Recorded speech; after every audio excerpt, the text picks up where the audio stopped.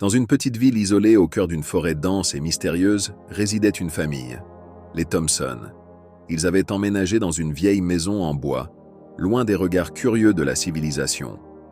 Les parents, Jack et Emily, pensaient que cela serait l'endroit parfait pour élever leurs deux enfants, Sarah et Thomas. Dès la première nuit, quelque chose semblait étrange. Des murmures lointains se faufilaient à travers les arbres, pénétrant les murs de la maison. Au début, les Thompson ont attribué ces bruits à des animaux sauvages ou au vent sifflant à travers les branches. Mais bientôt, ils ont réalisé que quelque chose de bien plus sinistre se cachait dans les profondeurs de la forêt. Thomas, le plus jeune des enfants, était particulièrement sensible aux murmures. Il affirmait entendre des voix chuchoter son nom la nuit, l'invitant à se joindre à elle dans les ténèbres. Mais ses parents ne prenaient pas ses peurs au sérieux, les considérant comme le fruit de son imagination enfantine. Pourtant, les événements étranges ne faisaient que commencer. Des ombres se déplaçaient furtivement à travers les bois, à la lisière de la propriété des Thompson. Des empreintes étranges étaient découvertes autour de la maison, mais aucun animal ne semblait correspondre à leur forme.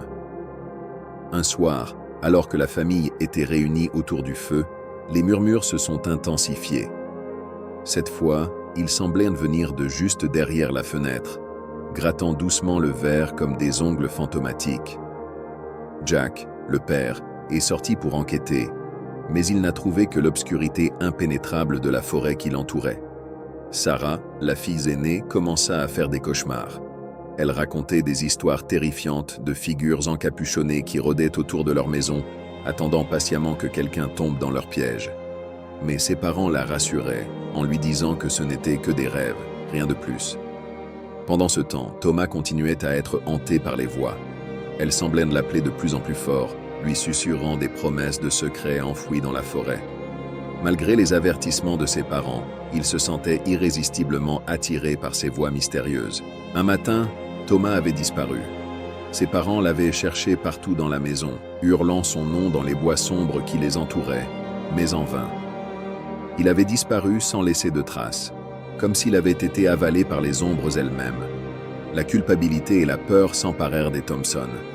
Ils savaient maintenant que quelque chose de terrible vivait dans la forêt, quelque chose de bien plus sombre que ce qu'ils avaient jamais imaginé. Ils s'aventurèrent dans les bois, armés de lanternes et de courage, cherchant désespérément leur fils disparu. Au cœur de la forêt, ils découvrirent une clairière cachée, où les arbres semblaient se pencher sinistrement vers le centre, comme pour dissimuler un terrible secret. Et au milieu de cette clairière se trouvait Thomas, immobile et pâle comme la mort, entouré par des silhouettes encapuchonnées qui chuchotaient doucement son nom. Les Thompson se précipitèrent pour sauver leur fils, mais les figures se dissipèrent dans l'ombre, laissant derrière elles un froid glacial. Thomas était indemne, mais il semblait avoir été ensorcelé, incapable de se souvenir de ce qui s'était passé. Terrifiés, les Thompson retournèrent chez eux, emportant leur fils avec eux. Mais même lorsqu'ils étaient de retour dans leur maison, les murmures ne s'arrêtaient pas. Ils résonnèrent toujours dans les recoins sombres de la forêt, attendant patiemment leur prochaine victime. Et ainsi, la famille Thompson resta prisonnière des murmures de la forêt, condamnée à vivre dans la peur éternelle de ce qui se cachait dans l'obscurité des bois.